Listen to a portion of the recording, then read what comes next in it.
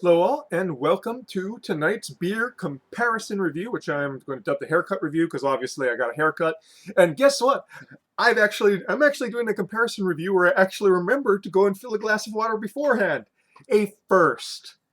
You know, getting better at this after 12 years. Getting better at this after 12 years, people. Slow improvements. By the time I'm 200 years dead, maybe I'll be professional.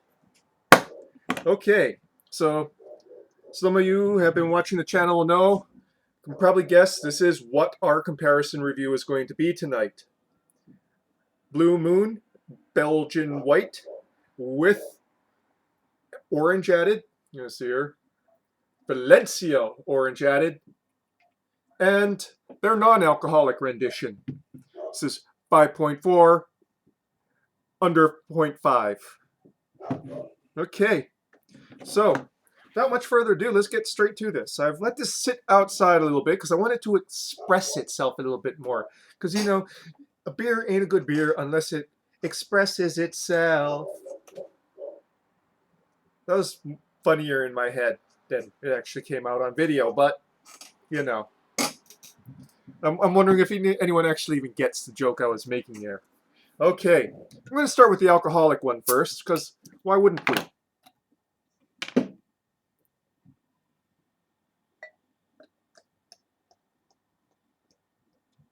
Oh.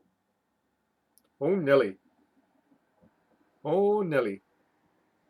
Who's Nelly? I don't know. Okay. Maybe warmed it up a little bit too much.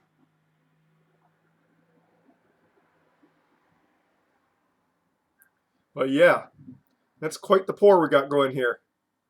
Okay. A cloudy orange yellow, unsurprisingly. With an off-white head, thick and foamy. Can smell that wheaten funk, coriander, and orange. Orange is not the strongest of the smells there. Okay, next one is going to go in the medical glass.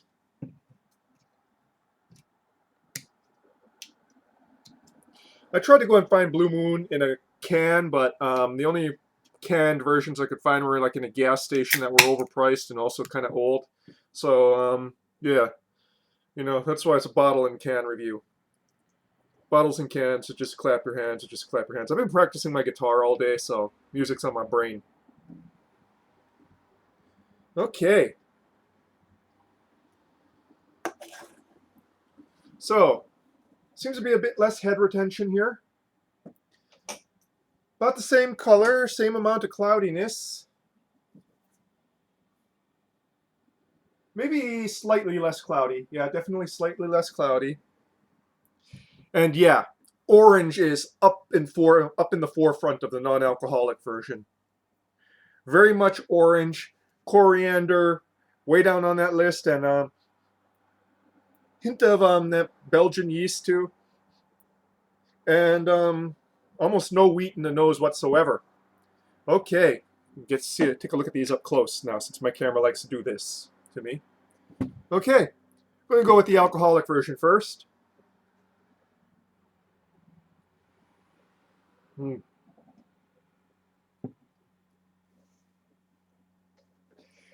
Decent mouthfeel. A bit of those phenolic notes up front, kind of clovey, mildly clovey.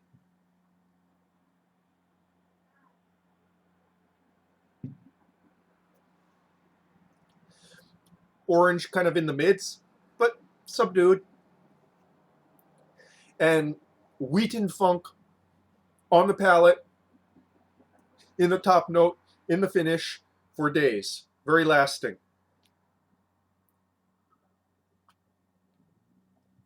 Okay, non-alcoholic.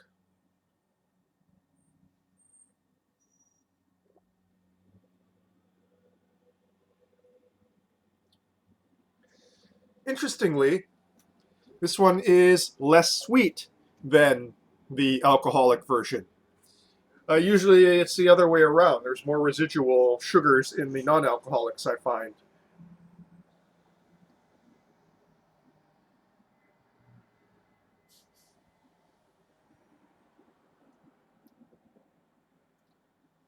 Very little of the yeast notes, but that's not surprising. I think that when you de-alcoholize this, you can't really have any of that, even a little bit of that yeasty flavor. Otherwise, it's going to start creating more alcohol again.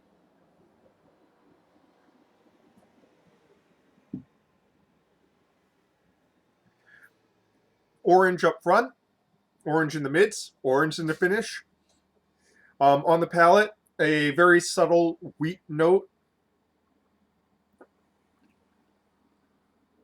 Some coriander there too. But definitely almost like an orange blossom water, like sort of essence, kind of perfumey, as opposed to juicy. Okay, back to the alcoholic version.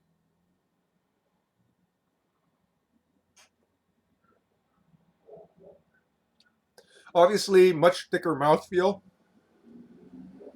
It's interesting that this one is more bitter.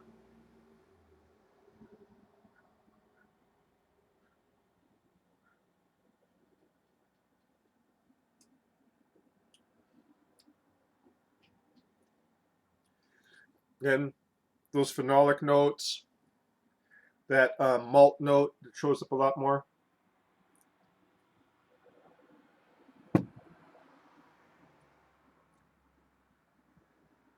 Yeah. So,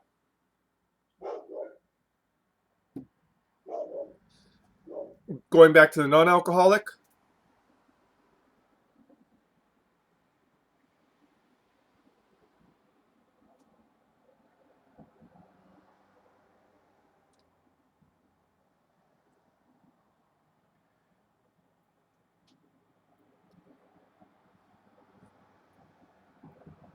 the thing is, these two beers are not very much alike at all. It's like the flavor profiles are almost inverted. Whereas the orange is the least prominent note here, and there's a far more bitterness. There's as well as the more it's not really hot bitterness. It's just sort of a phenolic bitterness, almost like a maybe a slightly hot bitterness or coriander bitterness, as it were. But overall, um, you know, not it's sweet, but not so much so.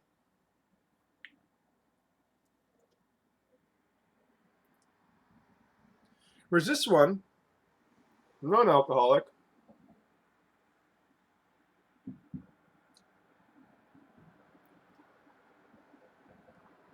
it almost is like an orange blossom water malt soda.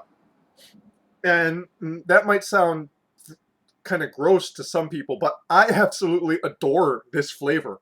Um, it's reminiscent of kind of like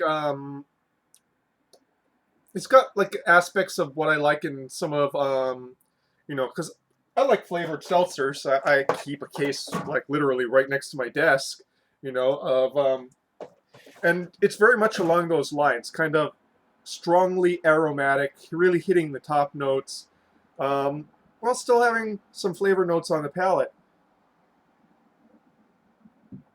Far better than any hard seltzer anyway. I hate hard seltzers. You can always taste the cheap malt liquor they use to make it.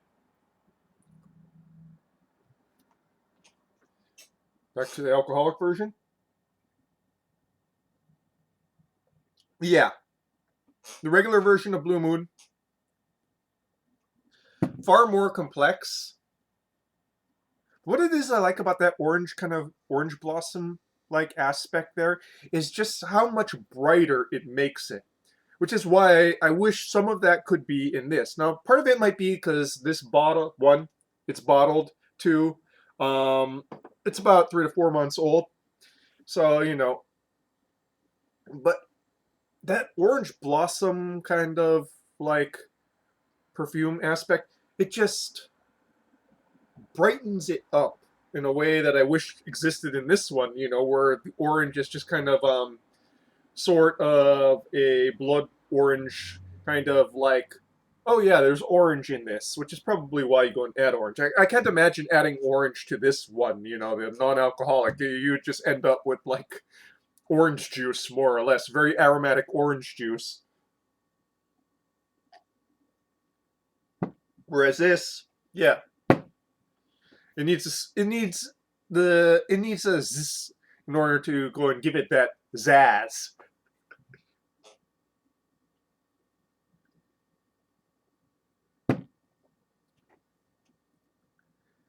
Now, all that being said, um, I'm probably not going to drink Blue Moon all that often. I mean, there are so many other better, you know, Belgian wit beers out there, starting with the ones released by Sam Adams. I remember if you go back all the way towards like the start of my, you know, beer reviewing career, I used to go and call them boring. But now as I've aged, I've come to have like a much greater appreciation of some of the Sam Adams wit beers. They're just really well made, and you know, not all of them. Some of them are kind of like, okay, you just need to go and fill out the box set. But some of them are just like really delicate, nuanced beers that don't get enough love, in my opinion. And yeah, whereas I'll probably be returning to this. You know, this is probably going to become one of my go-to non-alcoholics. Um, because I generally, when I go out to bars and stuff, I generally don't drink alcoholic beverages because nowadays I drive as opposed to catching the bus. So if I'm going to be driving at any sort of thing where it's like, you know, I don't have like about 2 to 3 hours to get it out of my system, I don't drive. You know, I don't drink, I mean. So basically, I do drink non alcoholic beer a lot more often nowadays than in the past.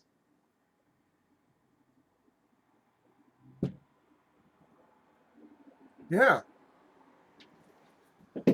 Anyways, in summation, never have I met like a non alcoholic beer that is so different from the alcoholic version. Yet at the same time, I kind of prefer this one. It's less complex, but that flavor note that's there, it just scratches a spot for me. It just really scratches a spot for me, and I don't know how better else to put it. That I just really like that note there that kind of dominates it.